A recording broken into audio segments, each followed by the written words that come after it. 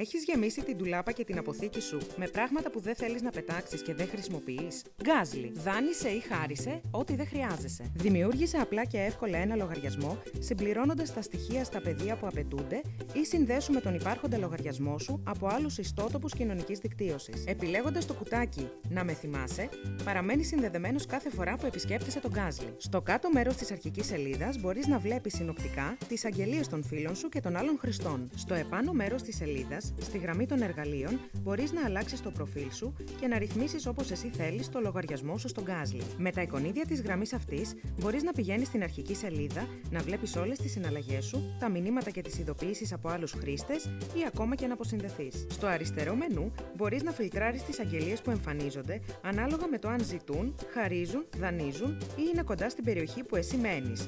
Μπορείς ακόμη να κάνεις και συνδυασμό των φίλτρων. Μπορείς εύκολα να ανεβάσεις και τη δική σου αγγελία, απλά πατώντας το αντίστοιχο κουμπί στο πεδίο «Προσθήκη νέας αγγελίας». Επίλεξε την κατηγορία στην οποία ανήκει. Στη συνέχεια, κάνε μια σύντομη περιγραφή του αντικειμένου που αναζητάς ή προσφέρεις και για να διευκολύνεις τους άλλους χρήστες, ανέβασε μια φωτογραφία του, αν υπάρχει, πατώντας το εικονίδιο της κάμερας. Με τον τρόπο αυτό, μπορείς να ζητήσεις κάτι που χρειάζεσαι ή να δώσεις κάτι που πλέον δεν χρησιμοποιείς σε κάποιον υπάρχοντα ή νέο φίλο που θα εκδηλώσει ενδιαφέρον. Όταν δεις μια αγγελία που σε ενδιαφέρει, απλά πάτα το κουμπί «Ενδιαφέρεσαι? Πάτα εδώ», κάτω από τη φωτογραφία της αγγελίας. Την εξέλιξη της συναλλαγής μπορείς να την παρακολουθήσεις είτε από τη γραμμή των εργαλείων στο επάνω μέρος της σελίδας, είτε πατώντας το κουμπί κάτω από τη φωτογραφία που πλέον έχει αλλάξει σε «Εξέλιξη της συναλλαγής». Τέλος, μπορείς να βοηθήσεις τον Γκάζλι αλλά και τους χρήστες του, αξιολογώντας καλοπροαίρετα τον χρήστη με τον οποίο έγινε η συναλλαγή, το αντικείμενο, το αν η περιγραφή της αγγελίας ανταποκρινόταν στην πραγματικότητα